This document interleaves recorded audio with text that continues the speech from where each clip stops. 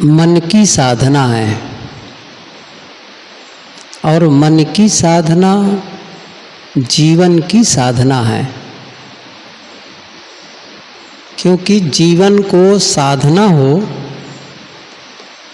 जीवन को परिष्कृत करना हो, जीवन को संवारना और तराशना हो, तो आप किसे तराशेंगे? शरीर को तराश करके, शरीर को सुंदर बना करके जीवन को तो सुंदर नहीं बनाया जा सकता है। मकान को सुंदर बनाकर जीवन को सुंदर नहीं बनाया जा सकता है। कपड़े सुंदर पहनकर, सुंदर गाड़ी रखकर, क्योंकि जीवन यदि ठीक करना है तो मन को, मैंने क्या कहा, ध्यान मन की साधना है। आखिर ध्यान में मन की ही तो साधना कर रहे हैं। शरीर को भी बैठने के लिए जो हम नियोजित किए हुए हैं वो मन ही आधार है। जिस समय मन कहेगा उठो चलो, चल देगा। हमारी इंद्रियां मन के अधीन है, अर्थात मन संचालित करता है, यह करो, यह न करो, ऐसा करो, वैसा न करो, और वैसा शरीर करता है। मैं तो ये कह रहा था कि यदि हम जीवन को सही करना चाहते हैं तो फिर मन को सही करना होगा, और ध्यान तो यही है ना, मन की साधना। मन को ही तो साध रहे हैं, और साधने का मतलब पहली बात तो यही करते हैं, उसकी दिशा सही करें। मन की दिशा सही करें।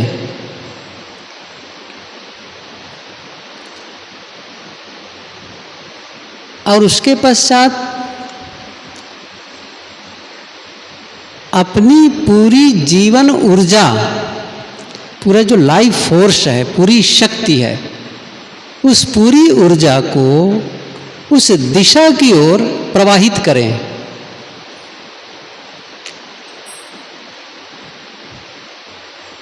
पहली बात तो यही है, दिशा का निर्धारण ही कैसे हो। अभी छत्तीसगढ़ में था, यहाँ आने के पहले तो एक घर जाना हुआ, शायद और रक्षाबंधन का ही दिन था। अभी शाम के वक्त सब बैठे थे परिवार के लोग।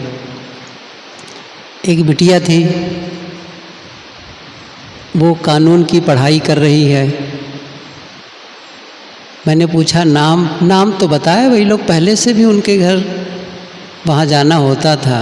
तो दिशा, तो मैंने यही कहा, दिशा का निर्धारण कैसे हो? चुप।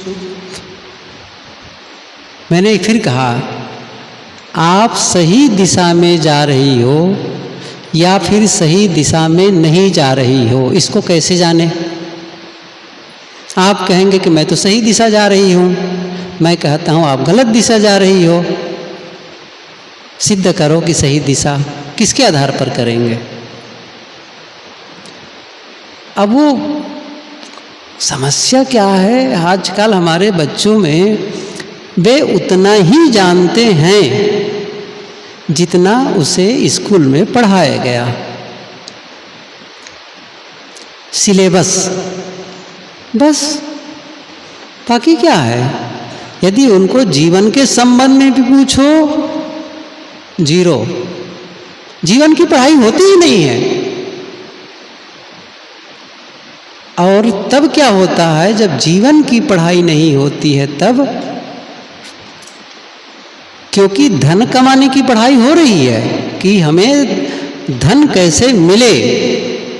क्योंकि जब बच्चों से पूछते हैं या पूछता हूँ कई बार मैं, क्यों पढ़ते हो, तो उत्तर तो आता नहीं है ठीक से। अंततः क्या कहते हैं, नौकरी पाने के लिए, पैसा कमाने के लिए। तो पैसा कमाने के लिए पढ़ रहे हो तो ये पढ़ाई का उद्देश्य केवल पैसा बनाने की मशीन बनना है, पढ़ लिख करके मशीन बनना चाहते हो।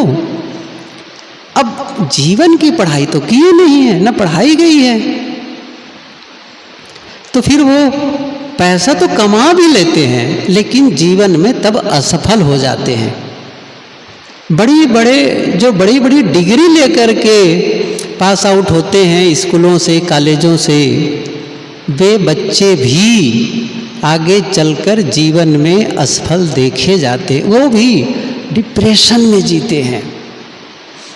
अभी ये मेरा विषय नहीं है कि मैं बच्चों के लिए बोलूं, लेकिन बात यहाँ पर यह थी कि हम अपनी जो ऊर्जा है ना, उसको हम सही दिशा की ओर प्रवाहित नहीं करना जानेंगे तो ऊर्जा बिखर जाती है, तितर बितर हो जाती है। इसलिए उसे दिशा दें। अभी जो मैं विषय कह रहा हूँ उसको कहूँ, फिर बताता हूँ इसके विषय में। मैं कह रहा था कि मन की ध्यान है मन की साधना, और मन की साधना है जीवन की साधना। जीवन को साधो, क्योंकि जीवन में ही रिजल्ट आता है। ध्यान लगता है, ध्यान नहीं लगता है, मन शांत रहता है, मन शांत रहता है, स्वास्थ्य अच्छा नहीं रहता, स्वास्थ्य अच्छा रहता है, सुख का अनुभव होता है, दुख का अनुभव होता है। कहाँ होता है वो? ऐसा थोड़ी कि आप यहाँ बैठे हो और सुख दुख अलग है, आपके भीतर अनुभव होगा। इसी जीवन में ही सबका अनुभव होना है। अच्छा, जीवन में जो अनुभव हो रहा है, जो आप महसूस कर रहे हैं, उसका कारण कोई आकाश से आ नहीं रहा है। जैसे बारिश हो रही है तो सबके लिए हो रही है। अच्छा, धूप हो रही है तो सबके लिए हो रही है, ठंडी हो रही है तो सबके लिए ठंडी हो रही है, ऐसा थोड़ी है। दुख, वहाँ से दुख बरस रहा है तो सबको बराबर दुख मिल रहा है, सुख बरस रहा है तो सबको सुख मिल रहा है। शांति की बारिश हो रही है, अच्छा अब अशांति की बारिश हो रही है, ऐसा तो है नहीं है। साहब की पंक्ति एक दिन सुने थे ना, ई जग जरते देखिया अपनी अपनी आग। इंडिविजुअल, व्यक्तिगत, सबका दुख सुख अलग अलग है। इसका मतलब है उसका कारण भी अलग अलग है। और कहाँ से ले रहे हैं? इसी दुनिया से। अद्भुत तो है। जिस दुनिया में रह करके एक आदमी आनंद का अनुभव कर रहा है, उसी दुनिया में रह करके उसके बाजू वाला आदमी, दूसरा आदमी दुख का अनुभव कर रहा है। सही है ना? ऐसा हो रहा है। कोई अलग दुनिया थोड़ी है। कहाँ से ले रहे हैं सामग्री? कहाँ से ले रहे हैं? इसी दुनिया से। सबके लिए वही चीज है। सूर्य वही है, आकाश वही है, पृथ्वी वही है, हवा मंडल वही है, पानी वगैरह सब कुछ तो वही है। बाहरी जो उपादान सामग्री है ना, सब एक ही जगह से, बस आप कंज्यूम क्या कर रहे हैं, वहाँ से क्या खींच रहे हैं। आप एक गार्डन में चले जाएं और आप देखेंगे क्या गार्डन में एक पौधा है गुलाब का।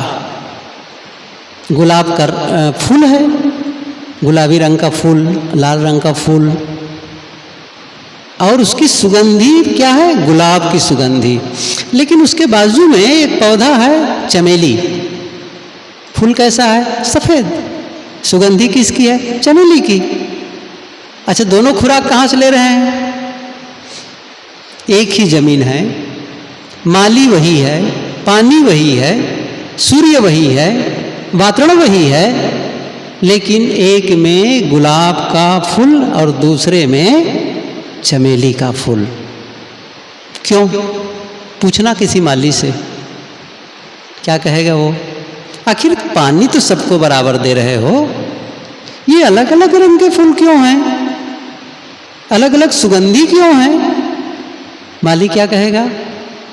भले ही सबको समान परिस्थिति मुहैया कराई जा रही है, प्रोवाइड कर रहे हैं, सब बाहर की चीजें तो एक समान दी जा रही है, लेकिन जो बीज है ना उस पौधे का, वो बीज में जो शक्ति है ना वो अलग अलग है, वो खींचती अलग अलग है।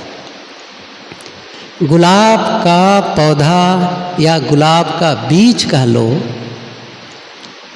उसने क्या कहा? इस पूरी यूनिवर्स से मुझे गुलाब का रंग चाहिए, गुलाब की सुगंधी चाहिए। देखिए उसके संकल्प को, और ये सूर्य उसके संकल्प को टाल नहीं पाया, ये पूरा वातावरण उसके संकल्प को नकार नहीं पाया। नहीं, मुझे गुलाब चाहिए बस। चमेली ने क्या कहा? मुझे चमेली का चाहिए, सफेद फूल चाहिए। पृथ्वी की हिम्मत है कि उसके संकल्प को नकार सके? नहीं, बस ये संकल्प। आपको क्या चाहिए? यदि आप दुखी होना चाहें तो क्या दुखी होने के अवसर नहीं है संसार में? है कि नहीं है? यदि आप सुखी होना चाहें तो क्या सुखी होने का अवसर नहीं है? कोई उत्थान करना चाहे, आत्मारोहण, आत्म स्थिति का काम करना चाहे, तो क्या उनके लिए अवसर नहीं है संसार में? और जो आत्म पतन करना चाहेगा उसके लिए, साहब अवसर तो सबके लिए है, सबके लिए। आप लेते क्या हैं? ले क्या रहे हैं? बस आप चाहते क्या हैं?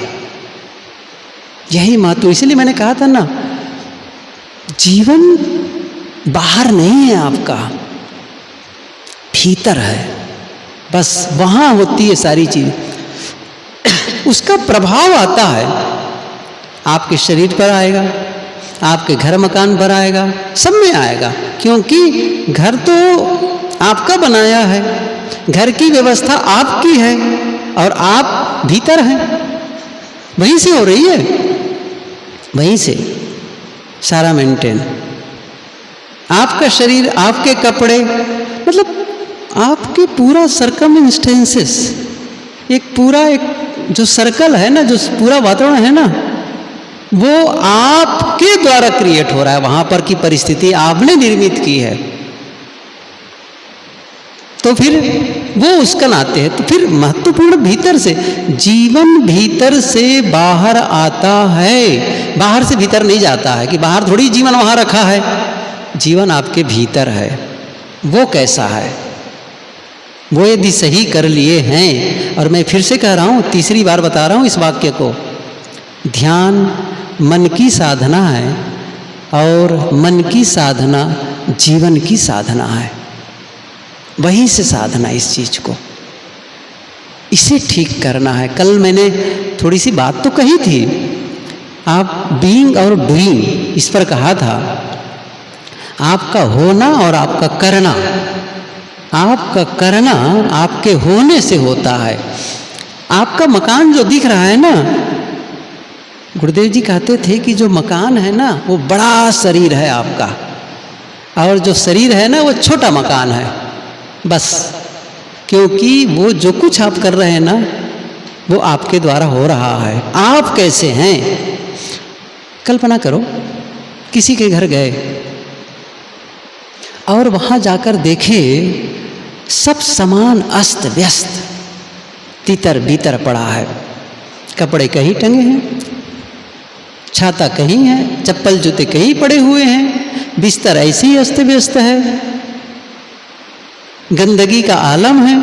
किचन में गए तो देखे मक्खियां भिनभिना रही है, बर्तन जूठे पड़े हैं, अधूरा भोजन कुछ रखा हुआ है उसमें, साफ बर्तन नहीं, साफ प्लेटफॉर्म नहीं, और उसके जो इंग्रेडिएंट्स रखे हुए हैं, बहुत सारे मसाले वगैरह रखे हैं, वो देखो, कहीं डब्बा खुला है, कहीं बिख रहा है। क्या लगता है आपको? बाथरूम देखो, पता चल गया? क्या पता चल गया? इसका मतलब है इन लोगों को, इस घर में जो रहते हैं, उनको गंदगी से परहेज नहीं है ना? कौन किया है उसको? कौन वो घर की स्थिति बनाया है? भीतर वाला आपका निर्णय होता है, आप कैसा करते हैं। लेकिन किसी के घर गए, साफ सुथरा मकान, सारे सामान व्यवस्थित सिस्टमेटिक ढंग से रखा है, बिस्तर साफ, कमरा साफ, किचन में जाकर देखो बर्तन व्यवस्थित रखे हैं, सामान सिस्टम से रखे हुए हैं, बिल्कुल ऐसा नहीं कि एक सामान ढूंढना हो तो 4 डब्बा खोलना पड़े, बस पता चल गया हाँ यहाँ ये है, ये है। आप कहीं आपके घर में बत्ती चली जाए ना, तो आप अंधेरे में भी अपने सामान को जान सके यहाँ है, आपको पता होना चाहिए। गुरुदेव जी एक उदाहरण बताया करते थे। एक संत को एक आदमी ने कहा कि महाराज जी आप शाम को हमारे यहाँ आए और थोड़ा सा जलपान कर लेंगे, थोड़ा सा आपका उपदेश हो जाएगा, हम लोग बैठ लेंगे परिवार के लोग, बस ठीक है। शाम को पहुँचे महात्मा जी, जलपान तैयार हुआ, ला करके रखे, इतने में बत्ती चली गई। अब बत्ती चली गई, अंधेरा, अब वो ढूंढ रहा है कि मोमबत्ती जला लो, वो अकेले ही थे शायद घर में, ऐसा कुछ है, तो ढूंढ रहा है कि माचिस और मोमबत्ती कहाँ है, इधर उधर। अच्छा, ढूंढ ही नहीं रहा था, वो बड़बड़ा रहा था। ये बिजली वालों का कोई ठिकाना ही नहीं है, जब देखो तब बिजली काट देंगे, जब देखो तब ऐसा कर देंगे। ऐसा बड़बड़ाते बड़बड़ाते सरकार को और वो हो पूरी मिनिस्ट्री को, और पहुंच गया केंद्र सरकार तक के, पूरा क्राफ्ट है सब, ऐसा वो कर रहे थे। अब बहुत मुश्किल से मोमबत्ती कहीं से ढूंढ पाए, कहीं से माचिस, और जैसे मोमबत्ती जलाए और जैसे बत्ती जलाते मोमबत्ती उतनी बिजली आ गई। वो फिर भड़के, कोई ठिकाना है कब बिजली आए कब बिजली चली जाए, जब कुछ भी उल्टा पुल्टा करते रहते हैं। अब वो महात्मा ने कहा देखो सरकार की बहुत बड़ी व्यवस्था है, भूल चूक हो जाती है। आपका छोटा सा मकान, आपको नहीं पता कि बिजली जब चली जाती है तो कहाँ मोमबत्ती रखना है, कहाँ माचिस रखना है। 10 मिनट तो आप खोजने में लगा दिए और दोष दे रहे हैं सरकार को। यही है ना, क्यों ऐसा करते हैं? मेरा कहने का मतलब ये हुआ कि आप ही हैं, आप जो वहाँ की व्यवस्था देख रहा हो, आप ही हैं जो कपड़े का चुनाव किए, कौन सा कपड़ा पहनना चाहिए, आप ही हैं। आपका जीवन बोलता है, मैं कई बार कहता हूँ आपका जीवन बोलता है। आप कहेंगे केवल शब्द बोलता है, मुंह भर से नहीं बोलते हैं आप और मैं, हम सभी 2 प्रकार की भाषा होती, वर्बल लैंग्वेज और बॉडी लैंग्वेज। एक तो शब्दों से बोला गया, वाणी से, और दूसरा है बॉडी लैंग्वेज। मैं एक बात पूछूं, जब आप नहीं बोलते हैं तब बोलते हैं कि नहीं बोलते हैं? अच्छा एक बात और पूछ लेता हूँ, अच्छा आँखों से बात होती कि नहीं होती है? अब तो समझ गए ना, सबको पता चल गया। साहब आँख जो है ना आत्मा की खिड़की है, आँख आत्मा की खिड़की है। नेपोलियन हिल ने लिखा है कि दुनिया में ऐसे लोगों की कमी नहीं है जो आपके आँखों के रास्ते से, आपके आँखों के रास्ते से आपके दिल तक पहुँचते हैं और वहाँ छिपे हुए गुप्त विचारों को पढ़ लेते हैं। आँखों के रास्ते से जाते हैं, दिल तक पहुंचते हैं और वहाँ छिपे हुए विचार को मतलब आँख देखकर पता चल जाता है इस आदमी की भावना कैसी है। और जानकारी के लिए बता दूं सब आप लोगों को, और आँखों को पढ़ने की सबसे ज़्यादा शक्ति ना माता बहनों को है। हम नहीं जानते हैं कहाँ से सीखती है, माँ से, नानी से, दादी से, वही लोग जाने। वो आँख देख के जान जाती हैं कि इस आदमी की आँखों से क्या झर रहा है, प्रेम है, क्रूरता है कि वासना है। आप ध्यान दीजिए। और मैं तो गुरुदेव जी के पास ही बैठा था, मुझे अनुभव है एक जगह, एक आदमी कह रहा था कि उनकी घर की महिलाओं के बारे में बता रहे थे कि घर की महिलाएं बताती कि उस आदमी की आँख ठीक नहीं है, उस आदमी की आँख ठीक नहीं है। अब बताओ, आँखों से यहीं से क्या निकल रहा है? भाव चेहरे से निकलता है। कितना छुपाओगे चेहरे को बताओ? वाणी को छुपा सकते हो, बदल सकते हो, चेहरा प्रकट कर देता है सच्चाई को। और इसीलिए सिनेमा वाले गीत गाते हैं, लाख छिपाए छिप नहीं सकता, राज हो कितना गहरा, दिल की बात बता देता है असली नकली चेहरा। सही है। इसलिए ये मत सोचो, भीतर का भाव प्रकट हो रहा है आपके अंग आपके चाल से। कमाल है ये। आपके हर एक्टिविटीज बता रहा है कि आपका अंतस कैसा है। आपके शब्द की आवाज, आप जब चलेंगे ना, सीढ़ी पर चलेंगे तो पता चल जाएगा कैसी पदचाप है, क्रोध का है या फिर शालीनता का है, अंदर में अहंकार टपक रहा है या फिर विनम्रता का है। ये बहुत पुरानी कहानी है। एक संत थे जिससे मिलने के लिए एक सज्जन गए, दूर से आए थे, बहुत दूर से। बड़ी प्रसिद्धि थी, बड़े प्रसिद्ध संत थे भी वो, ये साधक थे, लेकिन अलग दूर थे वो। स्टेशन से उतर करके दूर तक पैदल जाना पड़ता था। ऐसे ही जिसे भी धूप पड़ रही ना, अब सोचो आपको केवल प्रीतम नगर से सामान लाद के आना पड़ जाए तो यहाँ के संतोष कहेंगे ना, इतनी दूर आश्रम बनाने की क्या ज़रूरत है? और भड़क रहा था वो, इतनी दूर बसने की क्या ज़रूरत है, नज़दीक नहीं आ सकते थे? वहाँ जाना पड़ रहा है। अब वो अंदर गर्मी, बाहर की गर्मी, सामान बोझ, शायद भूख भी लगी रही होगी, परेशान। अब बाहर गए, जब पहुँचे आश्रम में तो बाहर कुछ संत लोग खड़े थे। पूछे, अमुक संत हैं? हाँ हैं अंदर। गए तो फाटक ऐसा लगा था, फाटक को मारा धक्का खाट से, जूता निकाला, पटका जोर से। संजोग तो सामने संत दिख गए, बड़े विनम्रता से अभिवादन किए, मैं बहुत दूर से आपके दर्शनार्थ आया हूँ। संत ने कहा, आपसे मैं बात तब करूँगा जब जा करके पहले जूते से क्षमा मांग लो और दरवाजे से क्षमा मांग लो। उसने कहा, जूते से क्षमा क्यों मांगो? कोई वो जानदार है क्या? क्या वो फाटक में प्राण है क्या, जीव है क्या? उसने कहा, जानते हो ना प्राण नहीं है, जीव नहीं है, फिर क्यों जोर से पटक रहे थे फाटक को? उसकी क्या गलती थी फाटक की? अच्छा, जूते की क्या गलती थी जो पटक रहे थे? भीतर का जो इरिटेशन था, फ्रस्ट्रेशन था ना, वो जूते के पटकने में निकल रहा था। आप देखिए, मैं एक चीज़ बताऊं, मैं कहा ना जीवन भीतर से प्रकट होता है। मैं आपसे मांगूं, एक कलम मांगूं, आप प्लीज़ मुझे एक कलम दे दीजिए, और कलम आप वहाँ बैठे दूर में उठे से पटक दिए, लो कलम। कलम तो मुझे मिल गई, लेकिन कलम के साथ साथ में आपका कुछ मिला मुझे। समझ रहे ना? आपके तरफ से कुछ आ गया, आपकी भावना आ गई, आपका भीतर वाला आ गया। किस रूप में दे रहे हैं?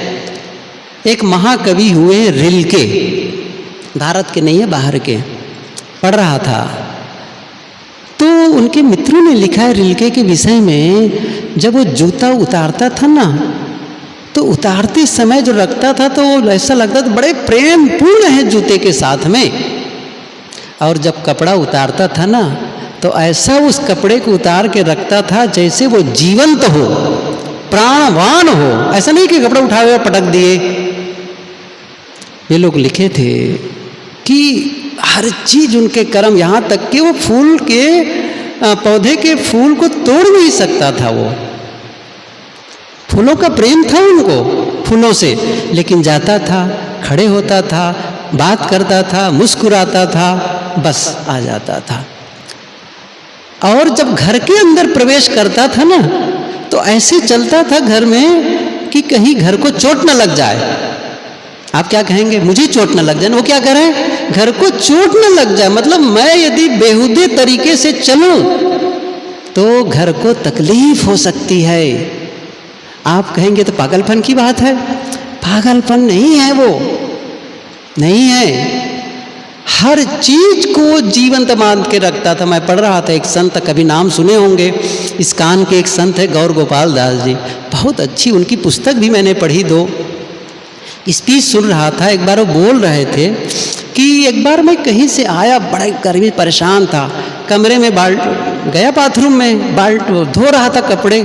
अब वैसे भी मन परेशान था, अब बाल्टी को पटक रहा था, धो रहा था। बाहर एक सीनियर संत थे, कुछ लोगों से बात कर रहे थे। बहुत आवाज़ आई जब बाथरूम से बाल्टी की, तो वहाँ तक गए। वो सच्ची घटना बता रहे थे जो घटी मेरे साथ में। उन्होंने कहा कि क्या कर रहे हो? तो गौर गोपाल दास ने कहा कि कपड़ा धो रहा हूँ। अरे कर क्या रहे हो? उसने कहा कि कपड़ा धो रहा हूँ। वो तो सही है, लेकिन कर क्या रहे हो तुम? हैरान, कपड़ा धो रहा हूँ। फिर कहा कपड़ा धो रहा हूँ, लेकिन बाल्टी को जिस प्रकार पटक रहे हो ना, बार बार इतनी आवाज कर रहे हो, भीतर का फ्रस्ट्रेशन प्रकट हो रहा है, आपका जीवन बाहर निकल रहा है। मतलब आध्यात्मिक होने का क्या अर्थ निकलता है, बताओ मुझे। कोई साधक होने का क्या अर्थ निकलता है? एक बेतरतीब जीवन कोई जिए, अव्यवस्थित जीवन जिए, उसके पूरे क्रियाकलापों को देख करके नहीं पता चल जाता है इस आदमी में कुछ साधना क्या है। कोई आदमी कहता है मैं भगवान का बड़ा पुजारी हूँ, बड़ा भगत हूँ। आपका जीवन बता रहा है कि नहीं बता रहा है? आपका जीवन चिल्ला चिल्ला के, चीख चीख के पुकार रहा है, भगवान का दूर दूर से संबंध नहीं है ना? क्या भगवान के यदि आप भक्त हैं तो क्या शब्द ऐसे निकलना चाहिए, व्यवहार ऐसे होना चाहिए?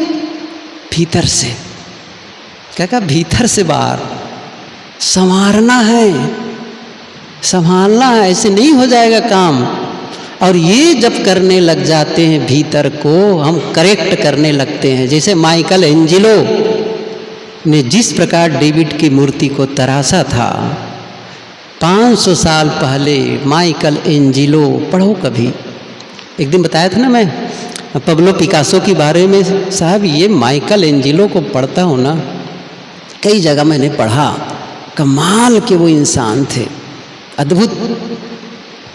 मेडिसिस, इटली के फ्लोरेंस नगरी, एक तो वहाँ रोम वो भी, और एक दूसरे फ्लोरेंस, तो उस नगरी के जो मेडिसिस था वो पूरा उस शहर का सबसे धनी आदमी था। वो उसने माइकल एंजेलो से कहा कि एक चौराहे पर एक मूर्ति बनानी है, स्थापित करनी है, डेविड की मूर्ति, और उसके द्वारा ये बात कहना गर्व की बात थी और टाल भी नहीं सकता था माइकल एंजेलो। और उसने कहा, स्वीकार किया। उसने लिखा है कि 2 साल तक तो केवल वो पत्थर ही ढूंढता रहा उस मूर्ति के लिए। कौन सा पत्थर है? योग्य पत्थर।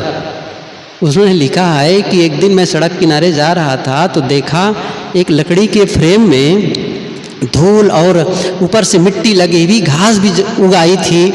एक पत्थर को देखा, कई बार निकला था, देख नहीं पाया था, नज़दीक गया और 2-3 बार आगे पीछे जा कर के देखा पत्थर को, लंबा बड़ा पत्थर था। लगा कि ये योग्य है, और मजदूरों के सहारे स्टूडियो तक उसको ले गए अपने। और जानते हो 2 साल तक बाद वो पत्थर मिला उसको, और 2 साल तक उस पत्थर की केवल उन्होंने खाका बनाया, उस मूर्ति की, डेविड की मूर्ति के ऊपर से खाका बनाया। फिर उसने छीनी हथौड़ी रख दी और रेगमल और ग्राइंडर से 2 साल तक उसको फिर से घिसा। और जानते हो क्या हुआ फिर? और जब उसे, ये वैसी भी प्रसिद्धि हो गई थी पूरी इटली में कि मेडिसिस कोई बड़े काम में लगे हैं, माइकल एंजेलो मेडिसिस के लिए कोई बड़े काम में लगे हुए हैं। ये तो पता नहीं था क्या कर रहे हैं, लेकिन बड़े काम में लगे हुए हैं वर्षों से। और जिस दिन उसका अनावरण के दिन आया ना, उस दिन उस चौराहे पर हजारों लोग इकट्ठे हो गए इटली के। और जब उसका अनावरण किया गया तो मैंने पढ़ा है कि लोग खुशी से चीखने लगे और कई महिलाएं तो बेहोश होकर गिर गई। आश्चर्य लगता होगा ना, मुझे भी लगता था। फिर मैंने देखा कमाल के, फिर मैंने एक दिन अभी कुछ दिन पहले ही सर्च किया गूगल में, आखिर में इतनी प्रसिद्धि कहाँ, कैसी मूर्ति है। तब देखा 17 फीट और कितने इंच, और बताया इतने हैं उसकी ऊंचाई। अभी भी आप कभी भी देख सकते हैं, 1501 में उसकी स्थापना है, गूगल में अभी भी है वो। मैं तो खैर पुस्तक में पढ़ी थी ये बातें। और वो एक, फिर उसके बाद में एक म्यूजियम को स्थापना की जहाँ पर उस मूर्ति को ठीक से रखा जा सके।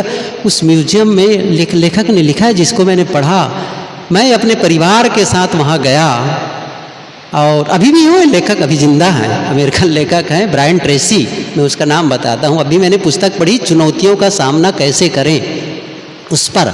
और उसमें भी बदले सोच बदलेगी ज़िंदगी, ये दोनों पुस्तक में उन्होंने इसका रेफरेंस दिया है। तो कहा कि वहाँ उस मूर्ति के बाजू में खड़ा होना एक अलग ही एहसास, जीवन में कभी नहीं भूल पाएगा उस मूर्ति को। और तत्काल उसको उस युग का महान कलाकार मान लिया गया। फिर उस मूर्ति को देख करके 2 साल तक पत्थर को ढूंढा, 2 साल तक वो खाका बनाया, और 2 साल तक तरासा। भीतर को तरासना है उसी मूर्ति की तरह। उस छीनी हथौड़ी को लग करके रेग मल से रगड़ना है। बहुत सारे नुकीले हिस्से हैं हमारे भीतर में, खुरदुरे अंश हैं, उसे तराशने की जरूरत होती है। तब जीवन में निर्मलता और पवित्रता आती है। हम क्या सोच रहे हैं, बस कुछ कर्म कांड कर लेंगे, कुछ पूजा पाठ कर लेंगे, कुछ दान पुण्य कर लेंगे, बस निखर जाएगा। नहीं निखरता है, मेहनत की बात है। तो नहीं, अब नहीं बोलूँगा, समय हो गया, फिर बताऊँगा 5 मिनट के बाद। साधना करें सब लोग, ठीक है? इतना ही, बैठो ध्यान में।